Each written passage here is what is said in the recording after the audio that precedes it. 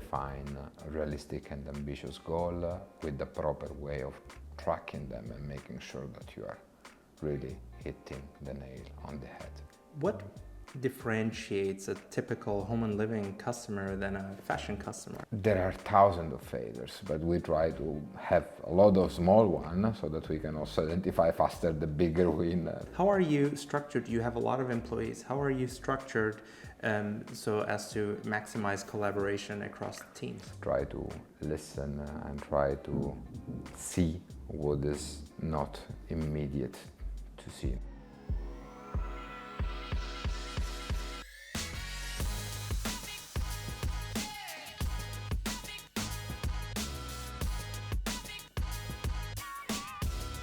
Hello and welcome to this episode of the e-commerce Germany News Podcast. I'm your host, Efe von Thenen. Today I'm delighted to introduce to you Giovanni Luca Randisi, Chief Product Officer at home24, running one of the most successful online operations in home and living industry. Gianluca has very important insights for e-commerce businesses, small or large. So without further ado, let's find out. Hi, Gianluca. Welcome to the show. It's very nice to have you here. And let's get started with a little introduction. Hi, my pleasure to be here. I'm Gianluca Randisi, and I'm the Chief Product Officer at home24. I'm Italian. I come from Sicily, and I've been living in Germany since 7 years by now. A little bit more, actually. In Berlin since 7 years. Germany almost since 9. Yeah. Wow. And you moved here for the job, or were you there before? Yes, I moved to Munich for the job, actually, when I moved for one company of the Rocket Internet Group that today is called Global Saving Group. Back at the time was called Couponation. Yeah. And I had the opportunity to lead the CRM team there, and it was a funny couple of years. But then after a couple of years, I said, you know what, I want to change scene. Munich was not big enough, and I got the opportunity to move to Berlin, to home24, and since then I've been staying with the company. That was about 4 or 5 years ago, I guess? A little bit more, almost 7, I guess. Oh, almost 7. Wow. Yeah. Wow. And so obviously you like your job, and then you have a lot to tell us today. And yeah, looking at your profile, we did also some homework, and we've seen that you had several different roles already within the company. So maybe you tell us a little bit about your evolution within the company, and also what the company does. Yes. So home24, it's one of the main retailer in home and living, and it started as an online pure player company almost 10 years ago now, originally with the name FP Commerce, and then with the name Home24. And we are selling furniture and accessories for home and living in 7 countries in Europe. We are selling items with our e-commerce web shop, as well as our application, iOS and Android. And we do have nowadays also offline showrooms, as well as outlet here in Germany and in selected other countries. Okay. When it comes to me and to my profile and to my evolution, yes, in the company I started in marketing, where I was at the beginning the team lead for the CRM team. Then I took over the role of brand and content marketing director, and then going forward the marketing director for conversion and retention. And a couple of years ago, I pivoted towards the technology organization, the technology department, taking first the role of VP product, lately the role of CPO. Wow, a lot of promotions there actually. It was a good ride. Yeah, it was a good ride, and along the way you've also seen a lot, and always, I think almost always working with consumer insights, very close to your customers. And for me, it's when I think about Home24, comparing that to maybe like you guys started as a pure online company, maybe Netflix for home and living, and then moving on to, as you said, more physical spaces. Right now, maybe you have like some omni-channel operations in place. And how big is the company?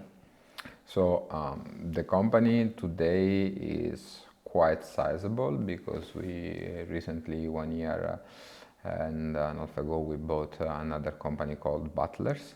And I think right now, in terms of people, we are more than 2,000 people. Wow. We are also owning a big participation in the majority share in a Brazilian company that is called Mobly. Yeah. And revenue-wise, we are in the range of 500 to 600 million euro per year. Wow. So, and you're in Brazil and continental Europe, right? yes, we are in Brazil with the company and with the brand Mobly, that is one company of the group, and in continental Europe with the brand Home24 and Butlers. Yeah. Wow. It's considerable. And if I'm not mistaken, in total, you have like 250,000 products in Europe and maybe I similar think in today Brazil. we are more around 400,000. Wow. Yeah. Yes, that's a huge nice challenge to Yeah. manage this assortment. Yeah, we often have interviews with different providers in e-commerce. E-commerce is a gigantic engine, right? So it starts, it's not just the marketing, it's not operations, it's all the processes that is associated with how you serve the customers. And you're leading a sizable team of experts. I think the department is called Shopping Experience. The department is called the Shopping Experience, and within Shopping Experience we have the product and engineering organization for the web shop and for the app. And basically we take care of developing all the features as well as the technologies that our customers are using end to end across the entire customer journey. What differentiates a typical home and living customer than a fashion customer? Let's say, how's the journey different? It is an interesting dynamic. You could be the same person, but if you would buy fashion, most likely you would already know what kind of shoes you want to buy. Yeah. You would know what's your size, you would know what kind of brand suits you better or what kind of brand you like. In home and living, if I ask you what's the brand of your sofa, probably you wouldn't know it. And the alternative, like the other side, is also that if you would do a mistake in buying a pair of shoes, you will easily go to a packet station and send it back. But when it's about the sofa, you will ask yourself, how does it work, the return strategy, and so on and so forth. So in general, when you compare the two types of behavior, the home and living shopper, if we take the furniture part, of course, it's a person who needs a lot of reassurance on what is purchasing, what are the conditions, and the quality of what is getting, and so on. Yeah. Because this physical touch, which is the part of the offline world, sometimes is missing. So you need to make a decision based on picture, based on content, based on description, of course based on the reputation of the seller who's selling you the retailer. But it's a different type of business, I would say. Yeah, and it's completely different, and especially in the lack of this physical experience. What are ways that you kind of counterbalance that? Like, what do you offer? I mean, because I personally don't typically buy my furniture online. Mm-hmm. It's just I like to sit on the couch if I'm buying one, for example. But I can imagine you make quite a lot of things very, very convenient, mm-hmm. so that this experience, it's worth it to try, right? So, of course, we do invest a lot of effort and a lot of resources in making the experience seamless and somehow making the customer reassured of what is doing. And this goes in several directions, from providing the right content and providing the content that is instrumental for you to do a purchase. To give you a stupid example, but just it makes it clear of how difficult it could be.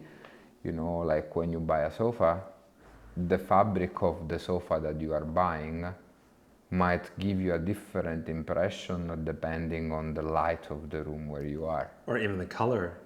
Yeah. Yes, so we do have a team that is taking picture with daylight lamp on the specific part of the sofa so that people can understand how this could look like. And of course then you have amount of picture you shoot, how many picture in a given setting, so the person can get a precise idea, video, augmented reality and virtual reality model that people can experience, comparison of size, because sometimes it's very difficult also to get the idea of how big is a given item. Like if you want to buy a lamp, it does make a difference if the lamp is 3 meters versus if the lamp is 70 centimeters. From the picture it might not be that easy to understand, but if you have a comparison tool, then this is giving you a good idea. Then we have also, we provide the possibility to our customer to get in touch with our showroom staff.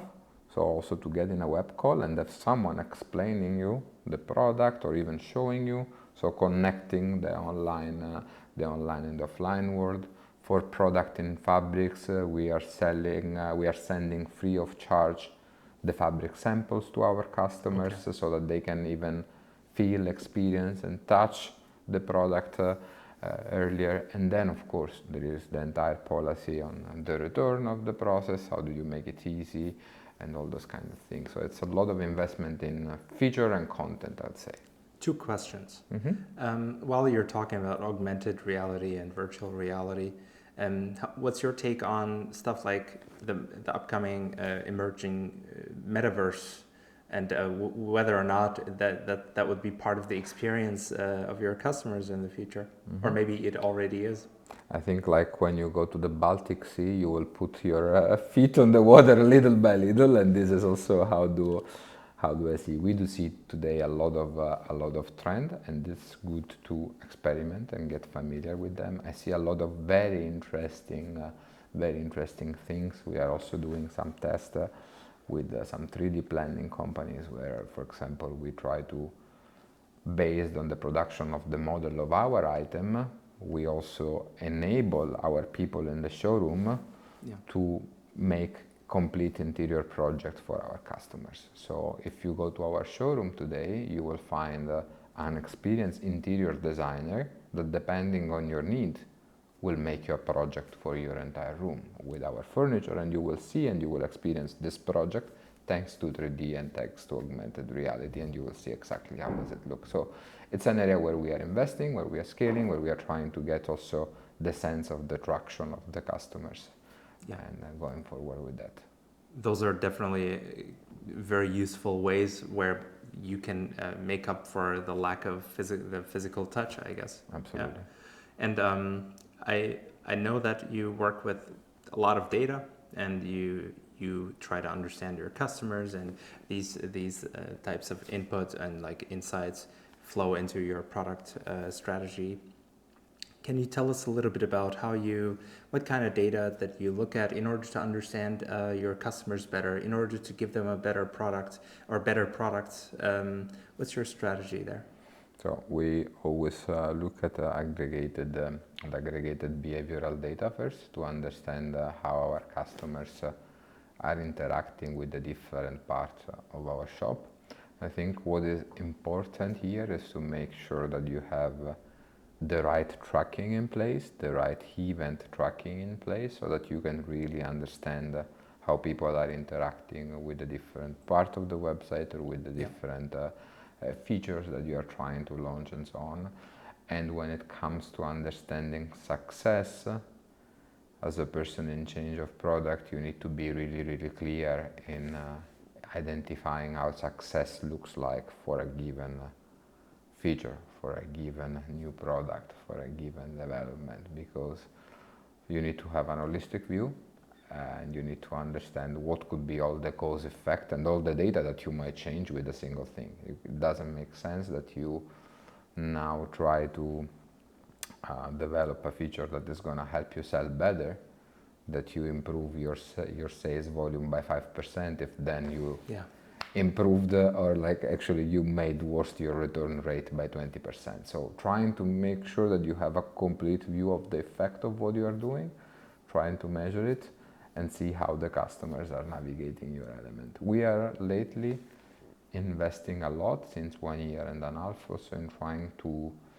get qualitative feedback from our customers, get a lot of prototype analysis, trying to get the customer point of view on what they desire, but also on how they want to interact with a given feature before even starting touching the code. So that in that way, everything we code, everything we bring live is already taking in consideration the customer point of view.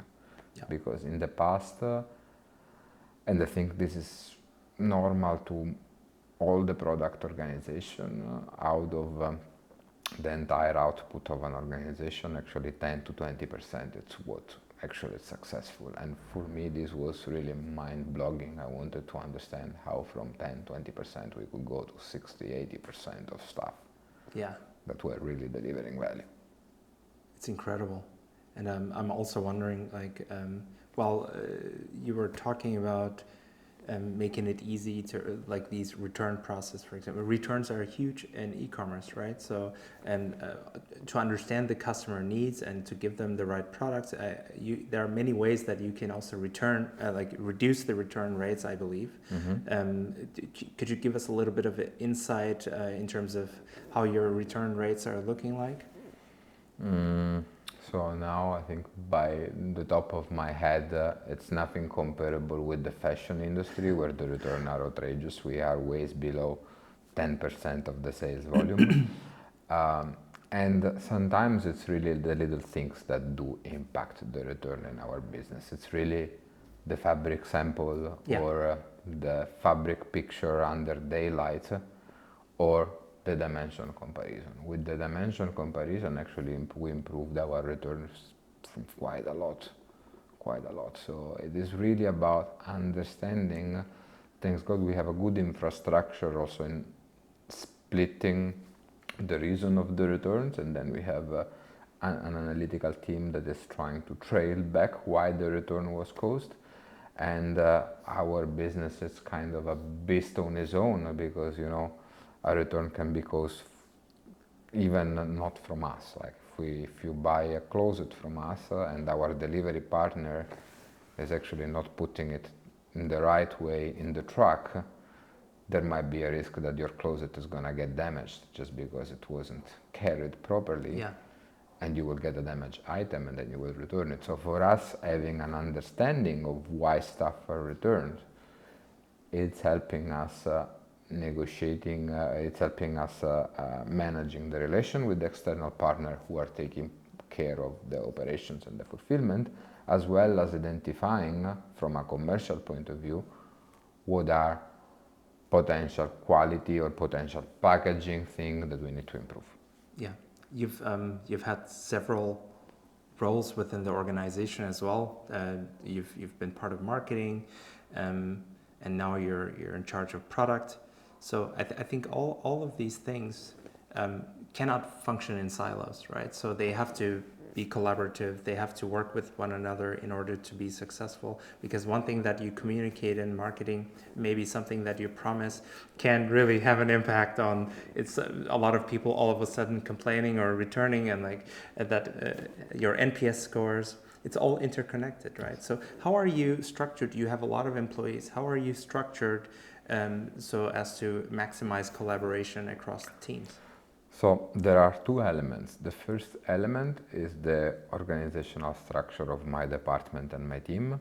My team are organized along the customer journey, and this organization is helping us in having kind of a rather specific counterpart. So my product team, who's taking care of awareness and pre-purchase, is working a lot with marketing, because marketing is bringing the traffic and we are converting the traffic.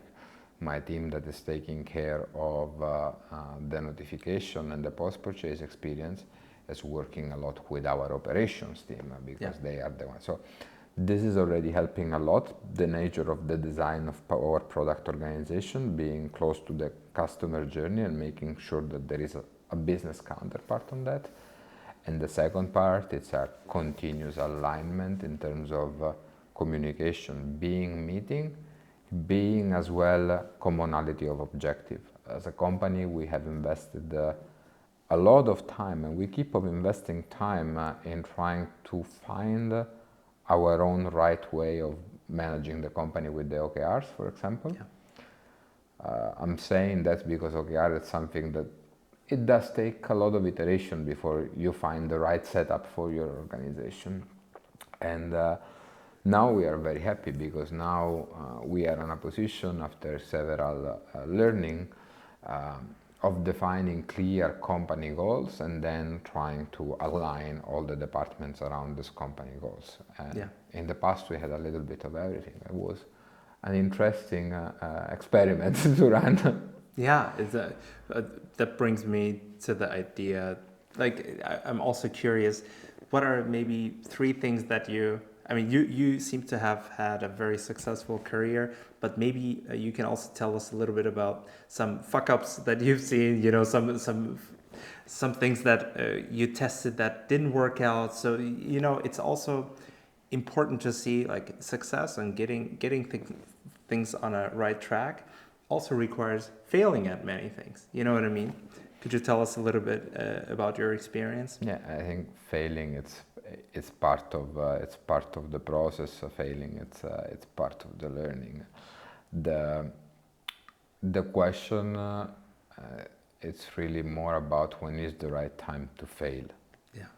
And how big you are failing. And what we are trying to do using different techniques and so on is try to fail big, meaning test small things, get feedback and work on where you have a clear idea that these things might work, so that you can actually limit the so-called waste on the big thing, the wasted time, the wasted money on all this area. So there are thousands of failures, but we try to have a lot of small ones so that we can also identify faster the bigger win, let's say. Yeah.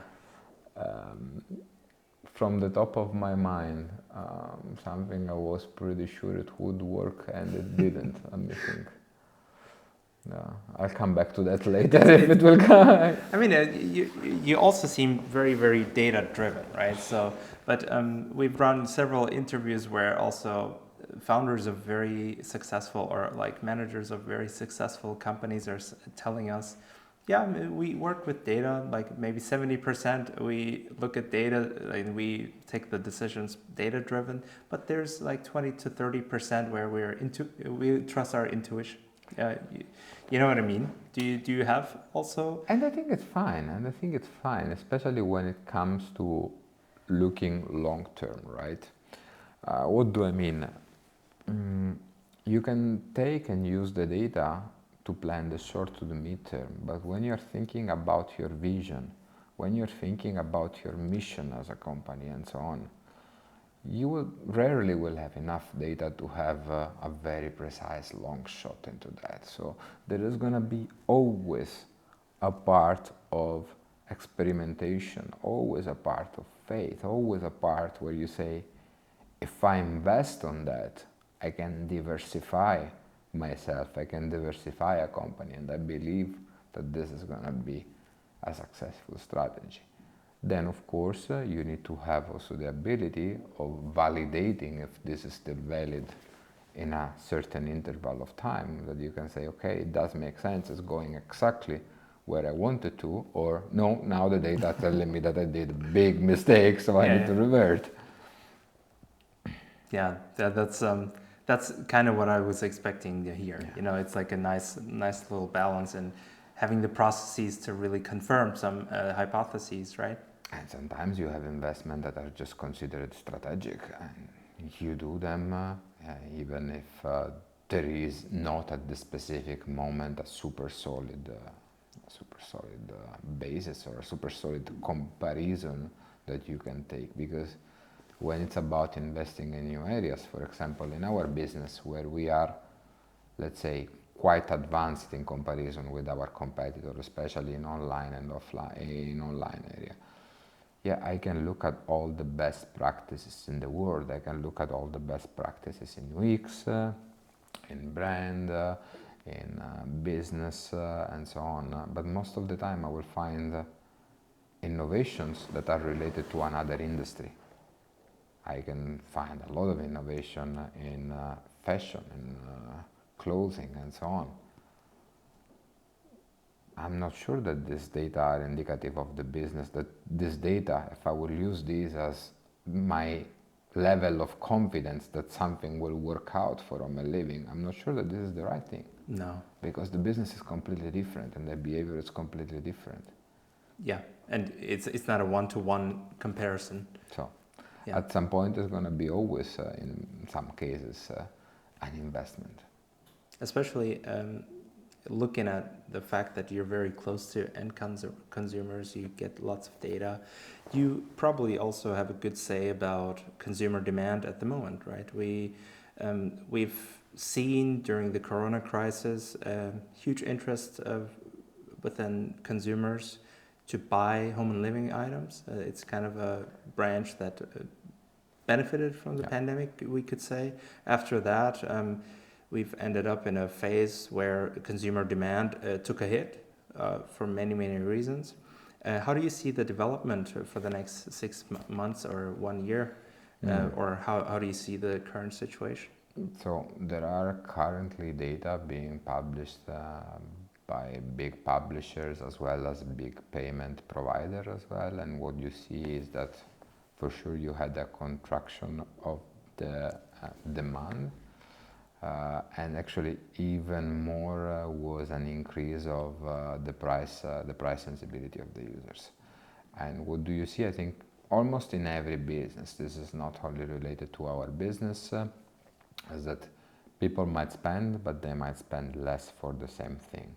Yeah. Or people might spend, but if yesterday I would have bought a sofa and today I would come to your website, probably at this moment I would just buy a pillow, just to get an idea. So you see that the spend is going, the spend is getting basically a hit everywhere. Discretionary spending, it has been reducing, and looking forward, based also on what I read and based also on the analysis from different economists, doesn't look like there is an inversion of tendency in the next 6 months. No light at the end of the tunnel for now? Not yet. Not yet. The good thing is that this is pushing many companies in trying to focus really in how they can add value and making sure that they do the right thing. In your case, how does it translate to business processes? The way it does translate in business processes is that we try to focus ways more on what is improving our company profitability. Of course, the same way every other company is doing nowadays. But you had a very good financial year last year. Yeah. Based on the results I've taken a look at. Do you want to say a few words about that? I think in comparison to the others, yes, we can say that our year was particularly good despite the situation. What helped a lot, I think, and what needs to be taken in consideration is also that strategically, 1.5 years ago, we decided to invest in opening a marketplace, and this in a situation like the one we are in, it's proving to be a successful strategy because the marketplace helped us increasing our assortment coverage in categories that were smaller categories and better discretionary categories. So. Can you tell us a little bit about the marketplace? What kind of what's the scope and the size, and what kind of merchants are part of it? Mm-hmm. I think nowadays we do have, I wouldn't say something wrong, so please take me with a grain of salt, but for sure more than 200 sellers. This is helping us expanding our categories. Today we are serving more than 600 categories in home and living, which is quite a lot. And the marketplace, it helps us with covering categories we didn't have basically the time to source or to cover on our own. So there are our focus, especially at the beginning, was on furniture, and this is where also our expertise is.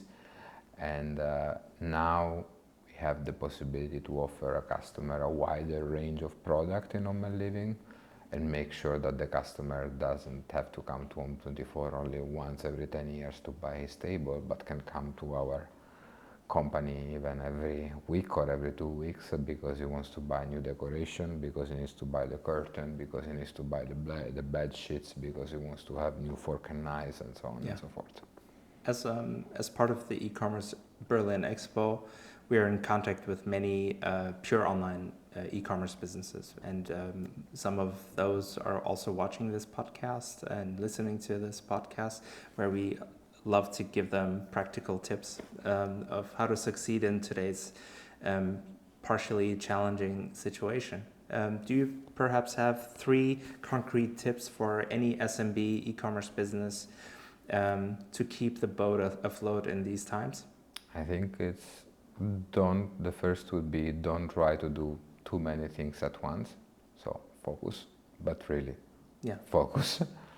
The second is make sure you have the right people and the right organization to achieve your goal. And the third is define a realistic and ambitious goal with the proper way of tracking them and making sure that you are really hitting the nail on the head.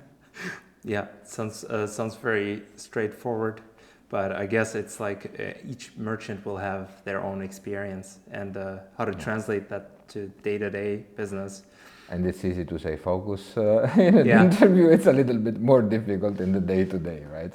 Yeah, but you're someone that is conducting that also on a day-to-day basis, which brings me to the next area of interest for me. You as a leader, you as a manager, also you work with a lot of people. We all know that managing people is not so easy sometimes, especially in changing situations. We've had the way we work has been changing recently. Talking to you before this recording, I got a nice feeling about your culture at Home24 also, which is quite impressive. What makes you as a company so special? How do you retain your employees? And what makes the team so strong at Home24? Mm-hmm. So I have the pleasure and the honor to work with a very stable team with very high retention rate, and I believe one of the reasons it's basically the team and the culture. And when it comes to the culture, at least from my experience and for the department I'm managing, I believe that this way of listening to people, of taking their point of view, of trying to improve the way they work, being the servant leader, but at the same time being able to identify a clear path and removing obstacles to your people, it's something that is helping. It's something that is helping indeed a lot, and being as much as possible a nice human being one to each other. And this, I think, is the way we have been trying to manage the company in the last years, from top to down, and probably would say is the secret sauce also to the retention we are having. So you go a little bit more than the extra mile with, like, not only throwing pizza parties. To be honest, it's not even about the pizza party or the beers. This was something that was happening quite often in the past. Today it's not even happening that often, but people have the pleasure to work together because they know that they are working with in a nice way, you know. Yeah.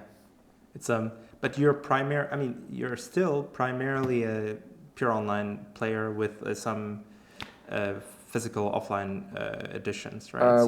The physical offline edition, since we bought Butlers, which has almost 100 stores, changed slightly. It's changed slightly, I have to say. Yeah. But I mean, like, how is it with your employees? Like, are you guys primarily in the office, or are you guys in hybrid mode, or? We try to have an hybrid mode with some mandatory days in the office, because we do believe that also depending on the department, depending on the team, physical interaction, physical gathering, it's really important. It's important for the mental health of the people. It's important for team bonding. It's important for the new joiners to get a better grasp of the company culture. So we are trying to balance it out. We are trying basically to have the few mandatory days a week where people are like rather 2 or 3. Yeah, I think we are 2. Yeah, I think we are 2 or 3. Yeah. Yeah. Okay. Yeah, I'm all with you on that one. I do believe that sometimes you're more effective in home office because you can have your own pace, but it's this human touch. Like we talked about, like this feeling of being with people, and I think that has something, that it's in our nature, that has a certain value. And of course, it's not practical always, but as much as possible, I think it does have value. Most of the time you do ways more working from home, or if you need just to focus, it's easier to do that. But on the other side, it's also completely different than having the human touch and building real face-to-face interactions. Maybe it's kind of a cliche question, but if you would go back, maybe like I don't know, how old are you? 37. 37. So maybe you go back to your younger self, 22 years old. What are like the top learnings, especially in people management, as your experience as a leader? What are the biggest key takeaways and learnings from your side? Let's say in this 15 years, I have the idea that I'm completely a different person. I think going back then, the major learning was just try to listen and try to see what is not immediate to see, try to grasp and read the situation and read the people a little bit better. Yeah. Be more reactive, be less reactive, and be more assertive in understanding what is your surrounding and what you are. So balance your time, balance your effort for what you get and all those kind of things. Yeah. Gianluca, it's been an inspirational talk. Listening to you, Thank you so much. With your experience, with your authority, doing all these things, and the responsibility that you carry on your shoulders. Thank you so much for the insights that you provided today. I'm sure our listeners and viewers will benefit from that. And I also hope to see you at our event coming up. And thank you so much for being part of the show today. Thank you. It was a pleasure for me to be here with you today. I hope you enjoyed this episode of the E-commerce Germany News Podcast. If you did, make sure to give us a thumbs up, leave a comment, and follow us on our channels. Feel free to also recommend this podcast to your contacts and friends that may want to know more about e-commerce, digital marketing, and success stories. Thank you very much for listening and watching, and see you on the next episode.